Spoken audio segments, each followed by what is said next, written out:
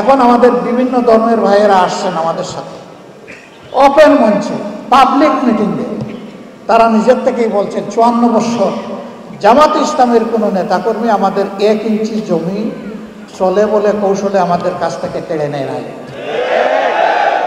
আমাদের কোনো মায়ের ইজ্জতে, আমাদের কোনো বোনের ইজ্জতে, আমাদের কোনো মেয়ের ইজ্জতে হাত দেয় নাই, আমাদের গড় বাড়িতে আক্রমণ চালায় নাই, আমাদেরকে বাস্তু বিটাহীন করে নাই, আমাদের কাছ থেকে চাঁদা দাবি করে নাই। আমরা আশা করি এই দলের হাতে আল্লাহ যদি দেশ পরিচালনার দায়িত্ব দেন, এখন আমরা দল নিয়ন্ত্রণ করেছি, আমরা ইনশাআল্লাহ দেশও নিয়ন্ত্রণ করতে পারি। আমি বলে থাকি যাবই বা কোথায়, আমাদের তো একটি বেগম পাড়াও নাই, পিসি পাড়াও আমাদের নাই, যাবো কোথায়? কারো আছে বেগম পাড়া, কারো আছে পিসি পাড়া, আমাদের নাই তো, এবং আমাদের এটা প্রয়োজনও নাই। আলহামদুলিল্লাহ, আল্লাহ যে জায়গায় মায়া করে মহব্বত করে পয়দা করেছেন, এই জায়গাতেই যেন আল্লাহ বেশি করে বরকত দিয়ে দেন, এবং সেই বরকতটা শুধু যারা মুমিন মুসলমান, সাচ্চা মুসলমান না, আল্লাহর পক্ষ থেকে রহমত যখন জোরে ওই নাফরমানও রহমতের অংশীদার হয়ে যায়। দুনিয়ায় সেও তার ভাগ পায়, আখেরাতে আল্লাহ রহমতের হিসাব তার কাছ থেকে নেবেন,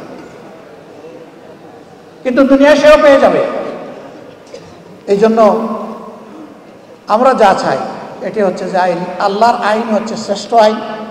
আজ পর্যন্ত কারো বলার দুঃসাহস হয় নাই যে আল্লাহর আইনের চাইতে জমিনের উপরে কোনো শ্রেষ্ঠ আইন আছে, এবং কিয়ামত পর্যন্ত এটা কেউ বলতে পারবে না। যত বড় দার্শনিক হোক, কেউ বলতে পারবে না। তো শ্রেষ্ঠ আইন যেখানে আছে সেখানে শ্রেষ্ঠ আইনের প্রয়োগটাই আমরা চাচ্ছি, এর বেশি কিছু চাই না। ভয় দেখানো হয়, যদি কোরআনের আইন চালু হয় তাহলে মা বোনরা তো ঘর থেকে বের হতে পারবে না। যদি কোরআনের আইন চালু হয় তাহলে যারা অন্য ধর্মের মানুষ তাদের কোনো নিরাপত্তা থাকবে না।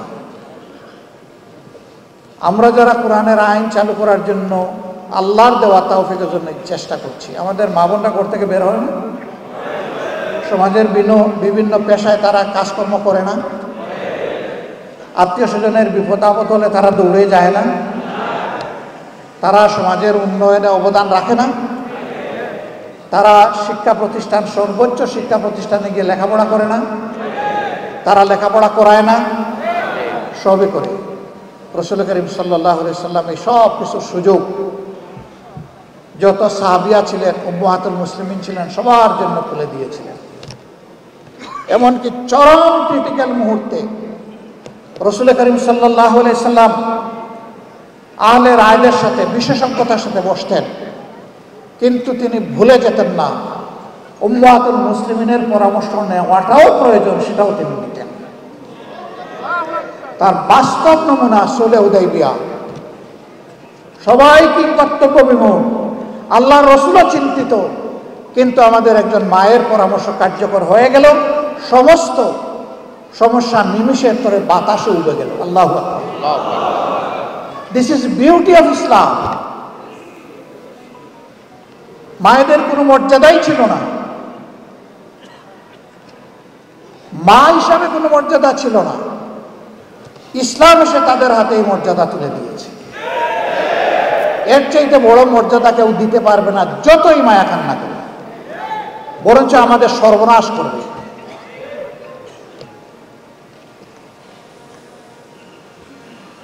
বলে যে ও মুসলিমরা, এদেরকে আবার কেউ কেউ প্রশ্ন করে অথবা শিখিয়ে দেয়, বলে যে আমাদের কাছ থেকে জিজিয়া কর নিবেন কেন? একজন বড় লিডার একটা ধর্মের আমাকে এই প্রশ্ন করলেন।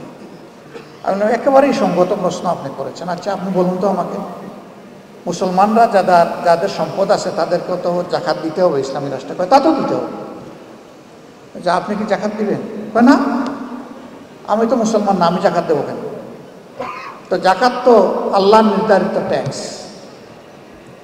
এই ট্যাক্সের সাথে রাষ্ট্রে অন্যান্য ট্যাক্সও থাকবে, তবে এটা হচ্ছে মূল ভিত্তি।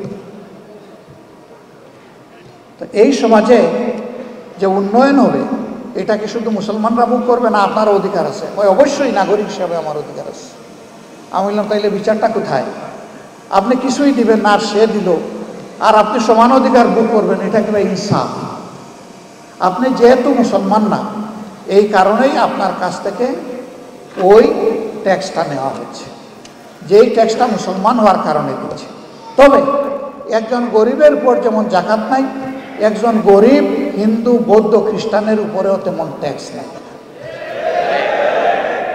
একজন গরিবকে যেমন রাষ্ট্র লুক আফটার করতে, প্রতিপালন করতে বাধ্য, সকল ধর্মের লোকদের জন্য এটা সরকার বাধ্য। বলে তাইলে আমার আর কোনো কথা নেই, আমরা তো এটা জানতাম না, তো এটা কি হবে? আমি বললাম যে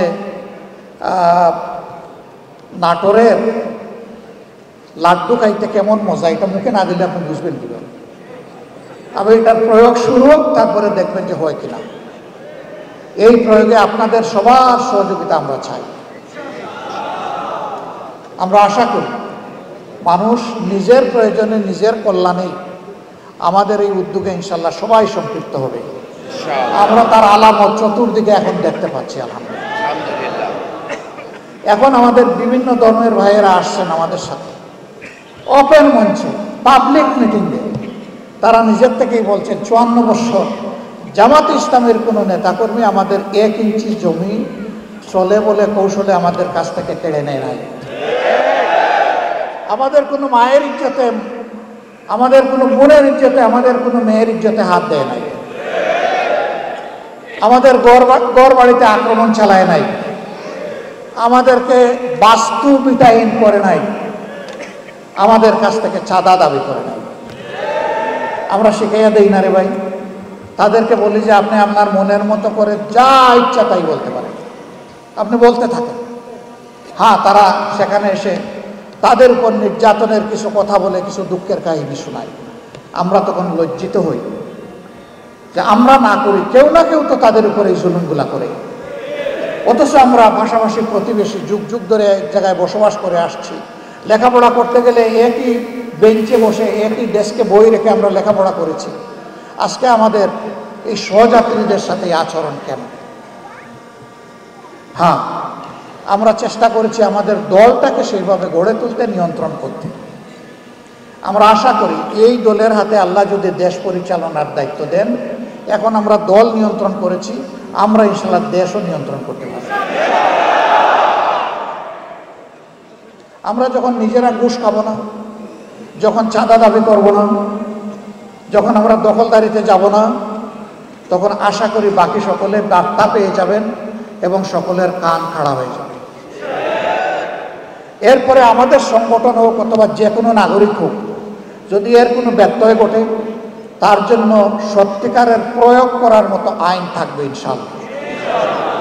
এখন আইন আছে, তার প্রয়োগ নাই। যে আইনটা আছে এইটারও যদি প্রয়োগ থাকতো, সমাজের দুর্নীতি, সমাজের দুর্বৃত্তপনা 10 ভাগের 1 ভাগে নেমে আসতো।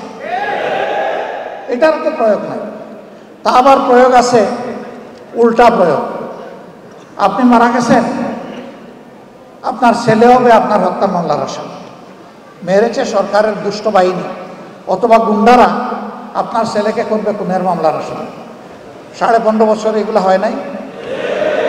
আমাদের লোক হত্যা করে আমাদেরকে এই মামলার আসামি বানিয়েছে। সম্মানিত ভাইয়েরা, এই দুনিয়ায় 100% ন্যায় বিচার নিশ্চিত করা অসম্ভব। একটা মানুষ তার চেষ্টায় কিংবা নির্দেশে 100 মানুষ খুন করা হয়েছে, আপনি তাকে ফাঁসি কয়বার দেবেন? আপনি এখানে আর ফাঁসি বাড়াইতে পারবেন? একবারে বেশি পারবেন না। কিন্তু আল্লাহ তাআলার কাছে জাহান্নামের শাস্তির বিভিন্ন স্তর আছে। আল্লাহ সেখানে তার পাওনা পরিমাণ শাস্তি তাকে দান করে। এই বিশ্বাস যদি মানুষের অন্তরে থাকে, তাহলে দুষ্কর্ম করার আগে তার কলজা থরথর করে কেঁপে উঠে, ভূমিকম্প শুরু হয়ে যায়। আমি কেমনি অপরাধ করি? দুনিয়ার কেউ না দেখো, আল্লাহ তো দেখছে। এই ভয়টাই জাতির মধ্যে জাগাতে চাই আমি। এমন একটি সমাজ যদি ইনশাআল্লাহ বাংলাদেশে গড়ে ওঠে, তাহলে জাতি, ধর্ম, দলমত নির্বিশেষে সকলে উপকৃত হবে। এই রুকন সম্মেলনে আজকে যারা হাজির হয়েছে,